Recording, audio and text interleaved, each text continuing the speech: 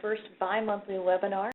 I am Laura Phillips, and I am joined here with Brianna Morris and Beth Bowling. And today we're going to discuss a few things that are pertinent to the fall start of the JAG year. I'm going to turn to Brianna, and she's going to speak for a few moments about social media. So we are very excited to announce that JAG Indiana is now on social media. So first things first, we have a Facebook page. The name is actually JAG Indiana 1. Unfortunately, JAG Indiana was taken by some other JAG Indiana.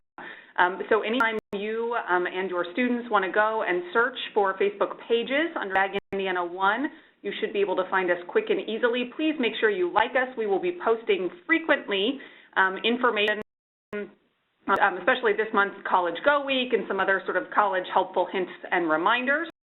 Also on Twitter as @JAG Indiana and Instagram as JAG Indiana. So those should all be easy to search.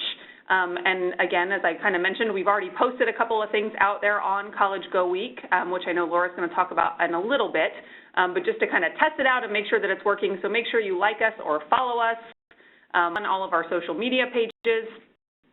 We'll be sending out some information to JAG managers and coordinators to share with specialists about proper usage, some very important guidelines as far as make sure that posts don't have profanity and making sure that we aren't, students aren't sharing, improper pictures or things like that with us, but just some sort of helpful hints that we'll send out here shortly. Just a couple of really quick things. We want to make sure that every time you take a picture or your students take a picture of something that is happening in their JAG Indiana classes, we're using #JAGIndiana. So if you are out doing a community service event, take some pictures of the students and use #JAGIndiana, et cetera, anything you do, use that hashtag so we can find it and use it for our marketing purposes around here, and especially to help us promote the 10th anniversary of JAG Indiana. A couple of other sort of specific hashtags for the month of September. We missed already a little bit of some of that August back to school, but we want to keep that going. Trying to use #SchoolSpirit and #BackToSchool. So if you can gather your students and take a photo in front of the school or the school's mascot, or if they go to a football game together or something like that, feel free to use those special hashtags. And then also College Go Week, anytime we're doing sort of preparatory activities for College Go Week, use #College Go Week and #CollegeHereICome. The College Go Week will also link to Learn More Indiana. So just some kind of fun things to be working on during the course of the month of September, and we'll have some other things that we'll send out via email for October and all of the following months. I'll move on to very quickly, and then the roll is almost done here, but to talk about the CDC. So just a couple of very quick and easy things. The manual for the CDC 2017 was sent to managers on 8/23. So if you're a specialist and you're listening and you haven't yet received it, make sure you check in with your JAG manager. Very, very important that you have a copy of that and you're sharing the most updated version with your students so they can begin preparatory activities and make sure that they're preparing properly for specific competitions because there were some major changes. Did also list the 2017 important dates and deadlines in the manual, so you'll have copies of those things. So managers and specialists can keep track of things that are due to the state or to the managers as preparation for regional events. Other big changes that I'm going to go through here very quickly. We have eliminated the ability to have 6 people on an entrepreneurial plan team. It's only teams of 3 or up to 3. So you could technically have just a dual partnership of 2 people, but no more than 3. Also updated the themes and concepts for the public speaking and cover design. Design, I think, this year will very specifically focus on our 10 years of success with the JAG Indiana program. And speaking is really more aligned with just kind of how you would see or how students would see themselves changing the world. Some very specific questions when you prepare for those. We've added an additional minute for public speaking and career presentations. So students can talk for up to 5 minutes where it used to be 4, but they will be cut off at 5 minutes. So there are sort of penalties if they want to go on past 5 minutes, but we prefer that they not so they don't lose those points. A quick, easy update is we changed the video diary maximum time requirement. and that was a suggestion from the judges in order to make it easier to judge. I think we allowed up to 30 minutes previously for a video diary, and so now we're looking at a maximum judging time of only 10 minutes. So these can be sort of shorter, sweeter, 30-second kind of view and cover of what it is that students are doing in their service learning projects. We also included this year the Outstanding Senior Packet in the manual. All of this is based on the Ken Smith Scholarship application, so it is sort of subject to change because we don't usually get information from Ken Smith until January, but they at least begin practicing based on last year's application process. We've also some additional best practices and website resources in the back of the manual. Would really prefer that specialists, as you're kind of giving feedback to students in their preparation, using things for project-based learning ideas in regards to giving feedback as far as, I like that you did X, Y, and Z. I wonder if you've considered X, Y, and Z, and I have blank, blank, blank. So trying to use some of that language to just sort of, I would call it the feedback sandwich, but kind of give the feedback sandwich in a project-based learning way so that you're not telling them the answers, but you're giving them some options to consider for themselves. And then finally, the last thing is that we really are going to require the proper JAG Indiana logo on the majority of the competitive events. So especially on cover design, marketing brochure, we want to make sure that everybody's using the JAG Indiana specific one. So we have some information that will be sent out, but it's the sort of that's included at the beginning of this PowerPoint. So you'll at least know what it is, but make sure that your students are using that one and not JAG national logo or a really outdated JAG Indiana logo, which we have seen in recent years. So that we have on CDC updates and reminders. And now we'll turn it over to Laura, who's going to do a little navigation in ENDMS. Hello, everyone. So we're going to spend a chunk of our webinar today getting ENDMS and ensuring that everyone is aware of where some of our features are and knows how to pull some certain reports, and then talk about a few things that are timely for this time of year. So the first thing I want to show you, for our new folks, is the preferences. So click your name, and where it says preferences, where you set a few things that will trigger different barriers, like GPA scale must be set to 4.0. And then for preferences for barrier for maximum GPA, if they have a GPA at 2 or lower, it triggers a barrier. So make sure you have 2.0. And it says it needs to be set at 10. That will trigger the barrier. For the pre-post test section, go ahead and set reading, math, and language to 999.0. And that will ensure that your TAPE scores don't go outside of the range. So the next we're going to talk about is how to enroll somebody on a roster. So I'm going to pick on for A.K. Smith over here, and for alphabetically first. So the first thing that you would look at when you select your school is a new roster for the 2016-2017 school year. So you select your model. Are you multi-year or are you alternative education? Multi-year program. And then you'll put in the school year. You notice that a lot of things just automatically generate for you. It's really important that in the name section that you add something that will differentiate it from every other school.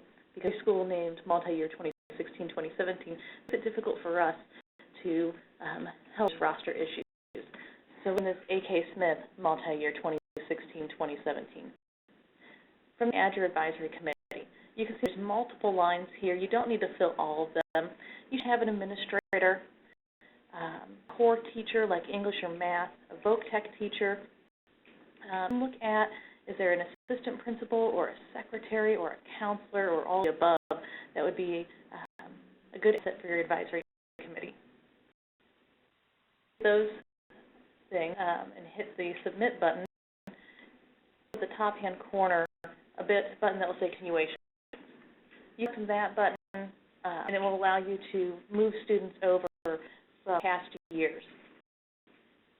If our roster established and you're needing to add additional students, let's see if I can't quickly add somebody with a new roster. Here we go. From the button, you can add a profile. So what roster are you adding them to? This year's 2016-2017. You'll put in name and information. address, information, their relative friend information. It's very important that you include their interested others. Our students have a tendency to show numbers and addresses frequently, so having those additional contacts will really help you in follow-up. And then profile section. What is in school? And their plans currently, what do they plan to do? The further on, the more areas you'll see where you can put in information regarding to barriers. The thing that you'll see on a lot of these drop-down menus is an option that says no response. In Indiana, that is not an option. You'll need to find the most response possible for those students. And like Parents Education, they have options like unsure if they don't know the information and they're unable to collect it. So choose unsure when appropriate, but do not choose no response. Go on through their profile and then select the barriers as appropriate. For a student to qualify for the JAG program, they need to need, want, and can benefit from it. And part of that need is that they have an average of 5 barriers. So review the student's profile prior to enrollment when you're going through the application into JAG process to ensure that they show need. The next I'm going to review is how to enter a model service. So again, you can do this from the menu. Enter a model service for many students. So you'll select your date and that activity occurred. So this may be 10 minutes, and it was employability skills.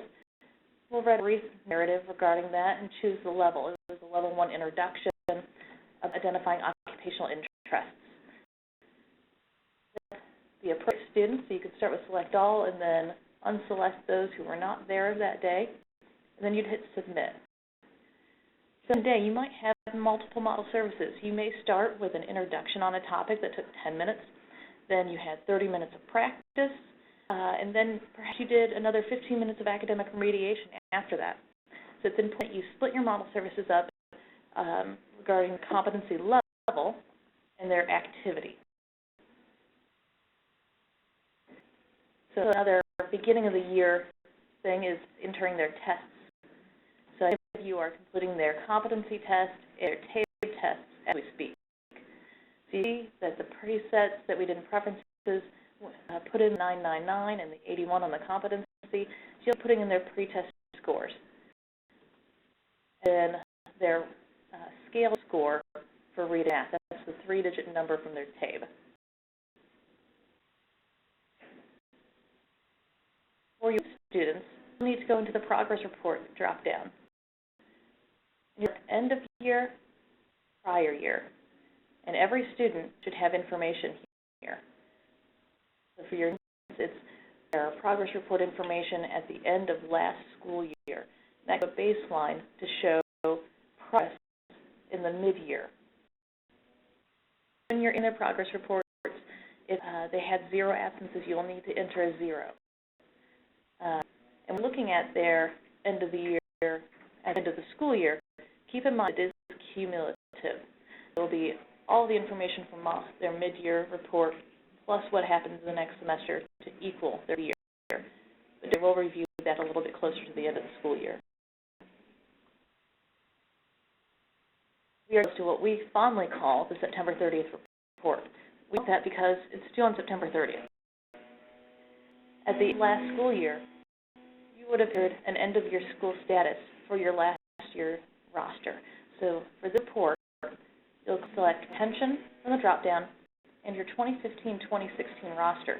You can see here that this school entered their end-of-year status.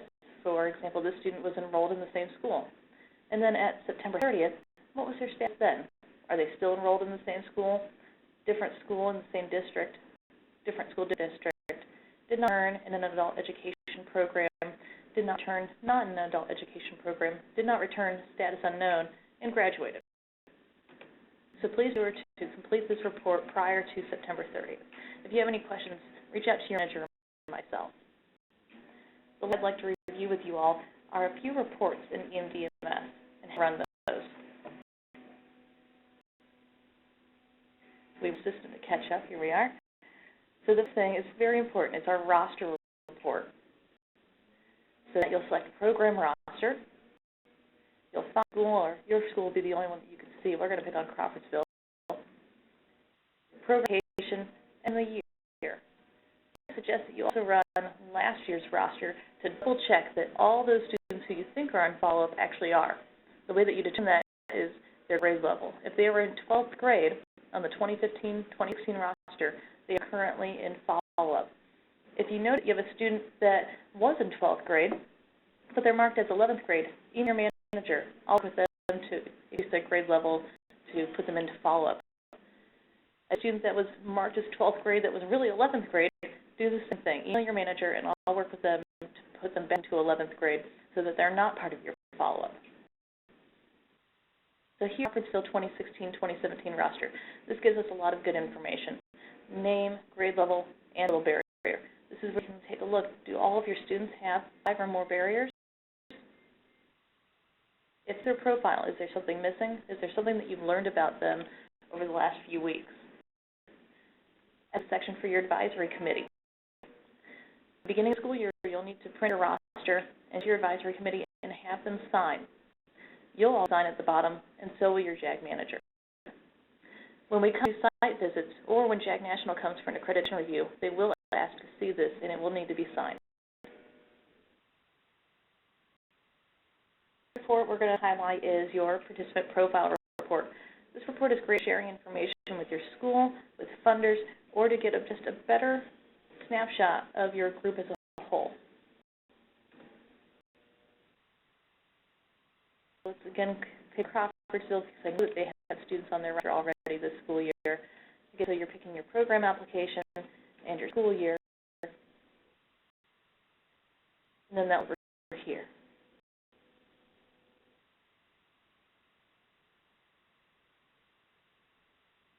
Here's one we did a few moments before we start our webinar, and you can see information like the total number of profiles, the average age. This is important to take a look at. If your average age looks off, you might have had a student that you accidentally put their birth date in as today's date, or left it blank, it put it in as 1900 and made them quite old. You can see your balance of male versus female and race. See if it's balanced with your school. Their friends, who's currently employed, who's not employed, and plan to enroll in a separate occupational skills program. This is an important one to note. If you have a student who is currently enrolled or plans to enroll, if you have marked yes here, the W barrier for less marketable skills is not eligible for that student. Thinking is if they are enrolled in that program, that they will then be gaining those skills.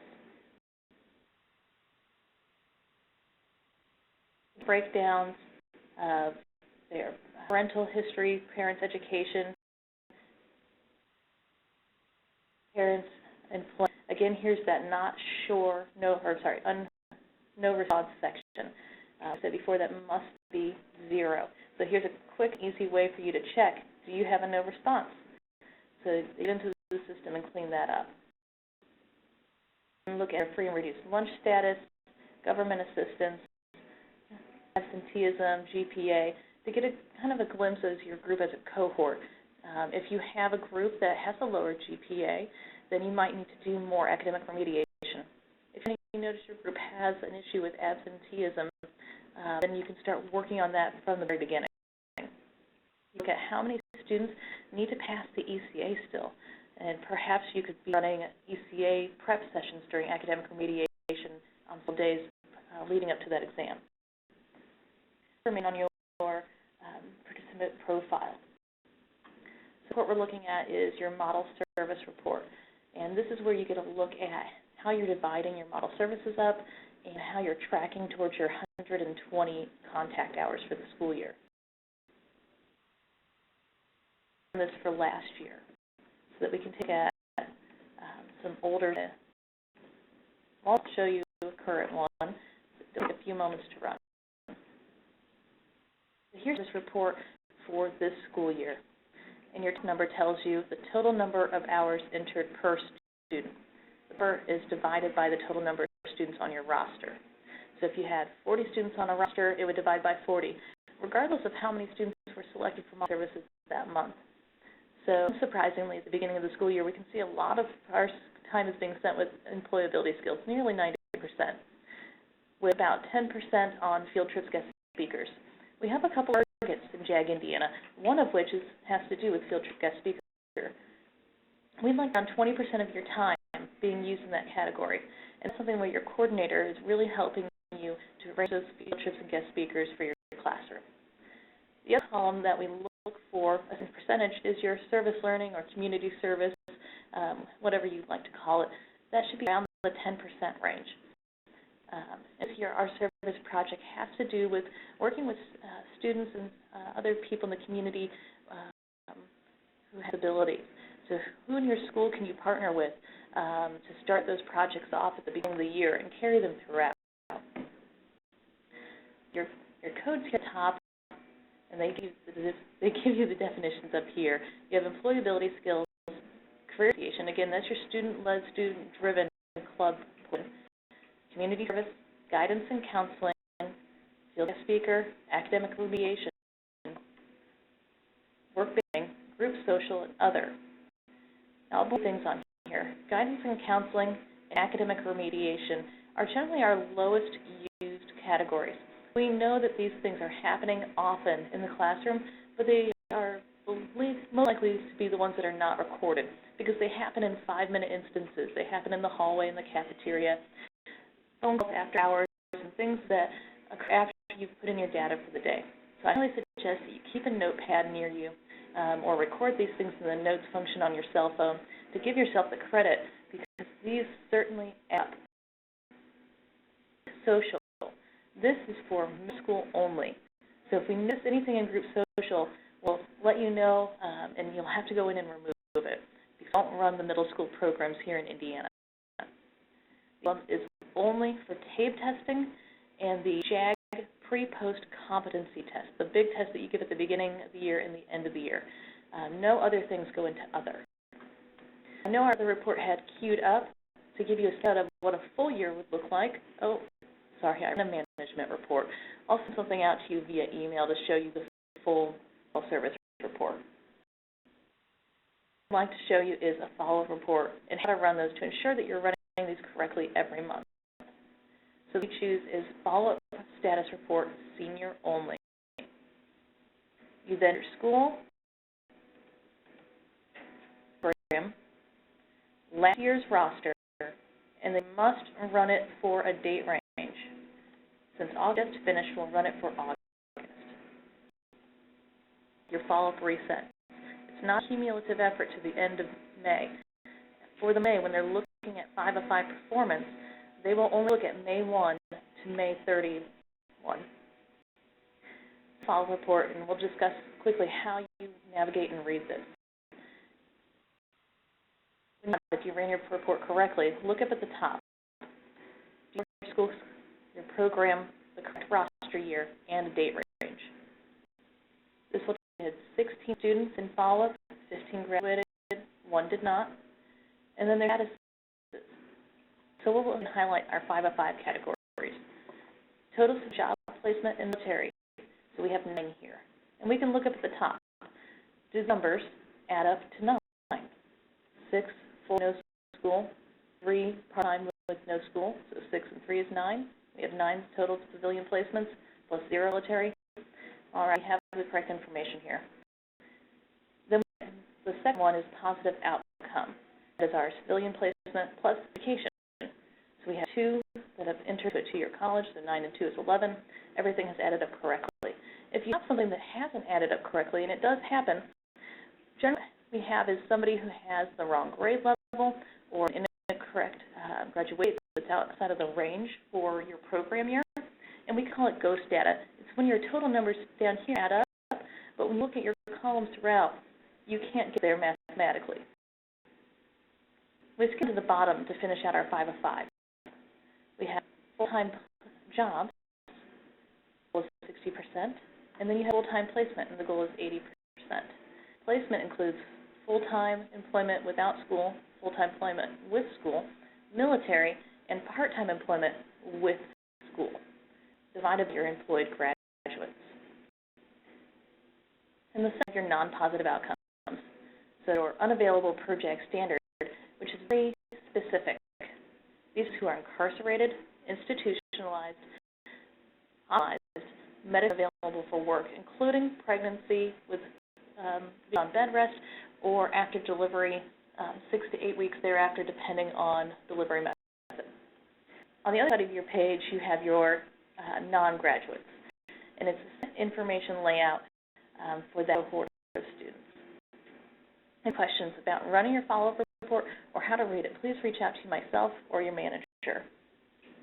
So that concludes our EMDMS overview for today, and I'm going to hand it over to Beth Bowling, who's going to discuss I&I with you. Hi, everyone. Thanks for joining us today. I know all of you are working hard to establish your career associations and elect your officers and just get your students aware of the role of the career association. Some of the big events that the career association is responsible for that kind of kicks off the year is the I&I, or the initiation and installation ceremony. So as someone that worked as a specialist for 6 years and planned 6 I&I events, I'll tell you each I&I was different, and I've learned something from each I&I that we have hosted. So I wanted to share some tips and best practices with you from my experience that hopefully will help you in planning your I&Is. So what I first share is that I encourage you to work from where you are and build from there. And what I mean by that is don't expect, if you are a new program or establishing yourself, to have your I&I look like a prom or a special ceremony where, you know, the students are totally aware of what's going on, you have all your resources. You're just probably not quite at that point, usually, when you're a new program.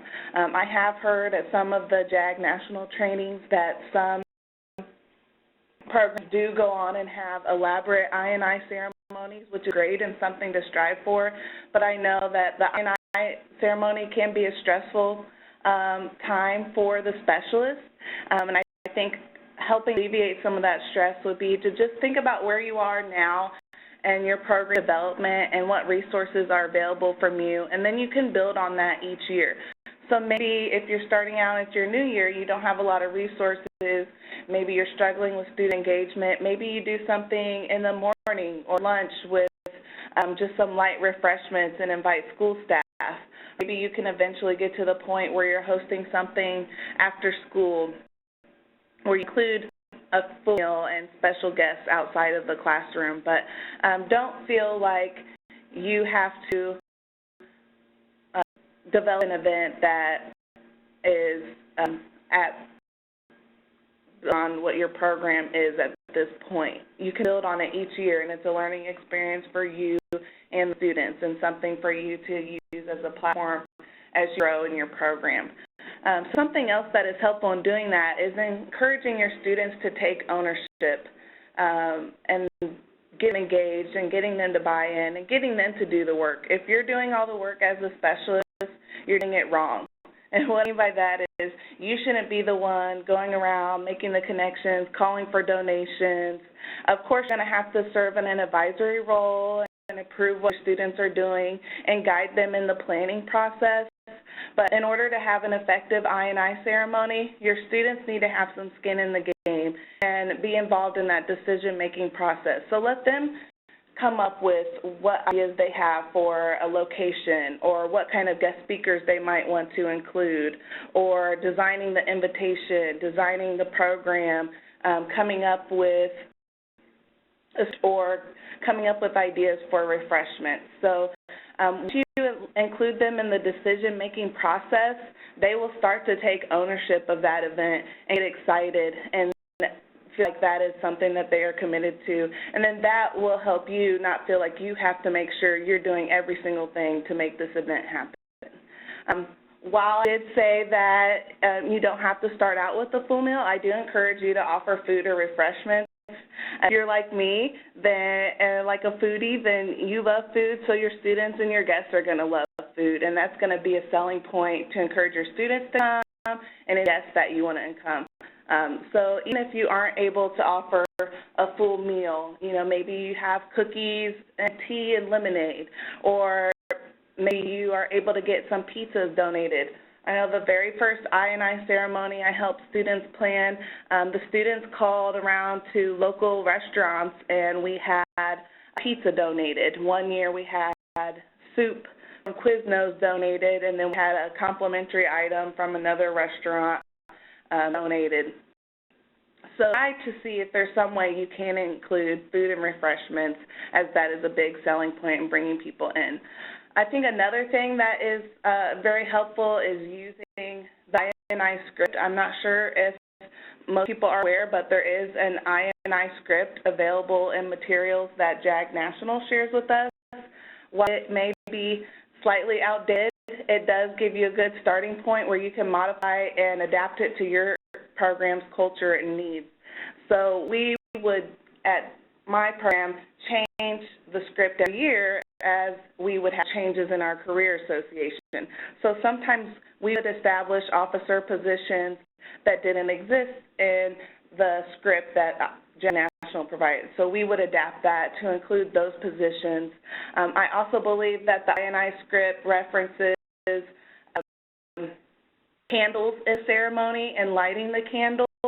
I personally did not want to have students using fire in the ceremony. If you feel like that is something that you might be able to do and work with, by all means, you're encouraged to do that. But we would allow the students to select a process that was complementary. So one year we had students come up with the idea that we would have a puzzle, and when students would be called for their certificate, they would add a piece of the JAG puzzle together. One year we had students create a wreath, and then students would put a piece of the wreath on when they were coming to the front for their time in the ceremony. One year when we had the banner competition, we had the students put the banner together as part of the I&I ceremony, and then that helped with preparing the competition in the spring. So along with that, always think of ways that you might be able to prepare for the CDC when doing your I&I, so you can start creating those materials now and not have to wait till the last minute. So maybe you could have your chapter brochure established and you could already share that at your I&I. Or if you have your commercial from last year, or you're already on top of the commercial, you could share your commercial at I&I ceremony. So resources you have, don't reinvent the wheel.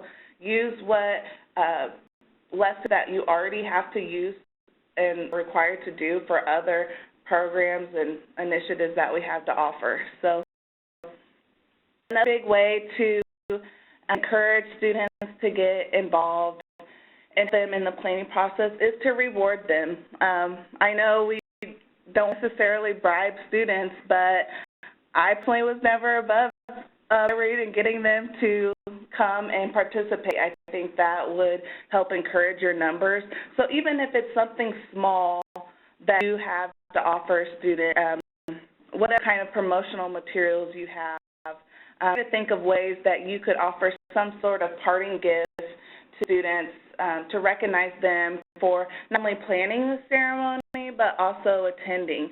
And then maybe after the event, for those students that kind of went above and beyond and were the leaders in making this event happen, do something special for them. Maybe you have a pizza party for them afterwards, or do a special recognition in class to let the other students know how important their role was in making sure this I&I took place. One last thing I want to encourage you in planning your I&Is is to use this event as an opportunity to highlight your program. So not only does the event serve to recognize your students for joining and participating in the JAG program, but let it be a way for you to continue in developing your program and invite outside guests that want to learn about your program, that maybe you want to get involved, or guests that you want to continue to work with, so they can get more of a broader perspective of all the things that you do in JAG and see students in action in a different light. So it might be a way to get parents to come out, guest speakers that you have or people that you want as guest speakers in the future. Any school staff that you currently work with, you want to invite them, obviously anyone on your advisory committee, but maybe you want to invite some school staff that you've had a hard time connecting with and they see your program in a different light that way. Or ask your students what special teachers or school staff would they want to attend and allow them to create that invitation list and guide them and who else could be invited. Also, encourage your students to have friends to come. I know with food that can be very cumbersome to pay for, but sometimes the friends that our students have are the only support system that they may have outside of JAG. So you don't want to deter them from coming by they can't have a friend or a family member or someone close to them attend. And like I said, any other potential partners. So maybe there's a company that you're working with or have been in communication with that you really want to sell on the JAG program. Make sure you're inviting them so they get a broad range of everything that you will be doing in JAG. And also you could use it as a way to honor and recognize any guests or partners that you continue to work with. So usually each year when I was a specialist and worked on the INIs, we would include some sort of recognition for big partners that we work with. So we would give them a certificate and thank them for commitment and working with our program. If we had worked with them over the span of a year or over an intensive project and they kind of went above and beyond for us, use it as a special time to recognize them. Or maybe they have started that process and you want to continue that, take that time to highlight it. Or encourage them to just be a guest speaker at the INI if that's where you're at in that level of the relationship, and then offer them a certificate for being the guest speaker at the INI. So but not least, I want to encourage you to look at all the resources that are out there from JAG National on the INI. You're not stressing yourself out, and it's a great way to celebrate all the work that everyone does every day with the JAG program and get the students excited about what's coming in the rest of the school year. So thank you. All right. Thank you, Beth. So we're going to discuss are a few important dates that are pertinent to this month and next month, starting with College Go Week. So with Learn More Indiana, they have a campaign every year, and this year it runs from September 26th to September 30th. We're encouraging students to apply to colleges, determine which college they'd like to go to, do their research, and promote college planning activities. So you can learnmoreindiana.org for planning activities, posters. They have a great online magazine. Also, work with your guidance counselors. It's a way that JAG students can do a service project to champion Go Week in their schools, be an ambassador of College Go Week, because we all know the best way for a student to learn is by doing and teaching others. So we have College Application Day coming up. This is on October 21st, and the importance of College Application Day is there are free applications to school. Students come from a low-income background, and it's difficult for them to pay for all of these different college applications. Schools like ISU and IU East, Southwest and South Bend, Purdue Northwest, and Ivy Tech, or private schools like Franklin College and Marian University have college waivers. And again, information is at learnmoreindiana.org, or you can search College Application Day to find a full list of all of the free applications that they can use that day. Also, speaker guidance counselors. Some of our students do have eligibility for waivers for college applications, as well as for the ACT and SAT. So please encourage your students to apply to schools and take those exams and to reach out for their resources when they need assistance. We have FAFSA changes this year. It's been a long time that there have been changes for FAFSA. So the big thing is the FAFSA opens now on October 1st. It used to open in January. This students a huge head start on finding out what financial aid package are they going to be eligible for. It can help determine what school a student attend. It's even more important now than ever for them to submit their college applications early, as schools will be making priority scholarship determinations earlier based on applications in the FAFSA information that they have. So FAFSA opens again October 1st. You're using prior year taxes. So last year, for the 2016-2017 FAFSA, students used their 2015 tax information, their family's tax information for 2015. They'll be using the same tax information this year.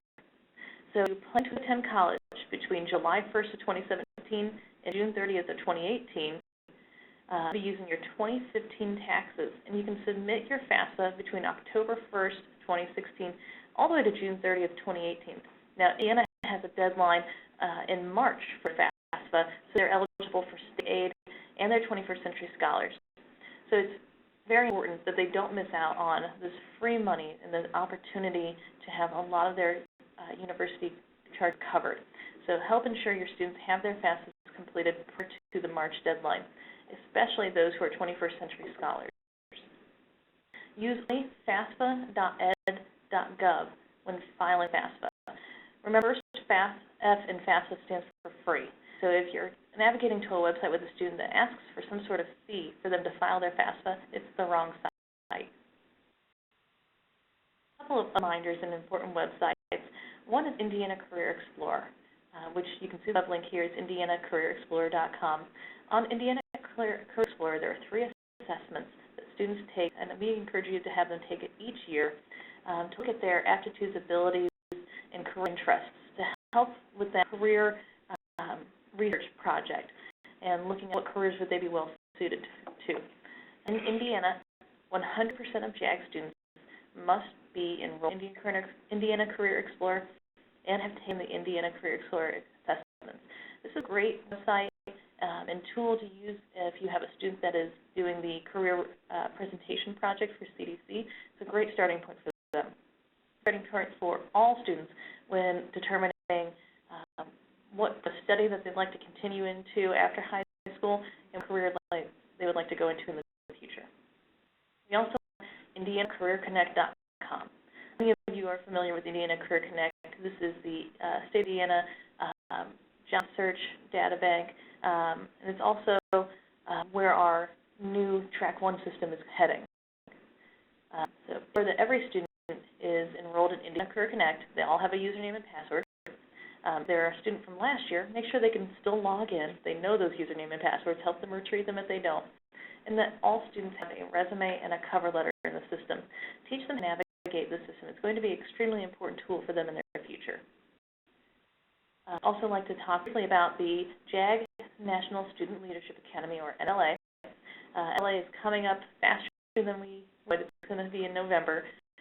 This is Washington, D.C. It's an opportunity for some of our Indiana students to go and compete at a national level in public speaking, employability skills, and mathematics. And it's an opportunity for students to go through an intensive 2.5-day leadership training with JAG students from all across the nation. Around 500 students from the middle school through high school grade levels will be attending this conference this year. Again, they'll go through intensive leadership development training with other students from across the nation. They have an opportunity to go on historical tours of Washington, D.C., visit different monuments, go to Arlington National Cemetery, visit Smithsonian museums. They also have some fun activities like a dance and a talent show. Start discussing now with your managers, are you sending students this year? If you're sending students, how is the finance going to be covered for that? Airfare, lodging, registration. Is there a fundraiser that you could be doing with your students? Start those conversations now. Okay, for upcoming webinars, here is a potential schedule. We are going to do these as recorded webinars and not live versions. And our intent is to have the next webinar out by October 28th. We'll have one in January, another February towards the end of the month, March 21st, and our final one of the year at June 30th. And we'll strive to have these webinars out and available to you by 3 p.m. Eastern Standard Time on those dates.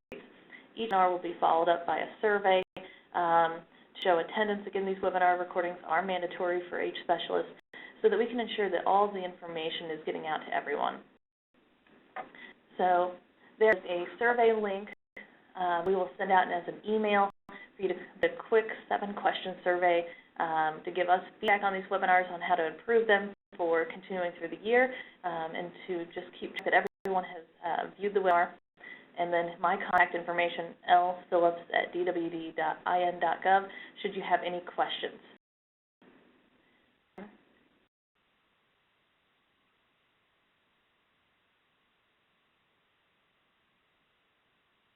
We have for you today. If you have any questions, please feel free to reach out. We appreciate your time, and we are excited to come out and see your JAG programs in the future.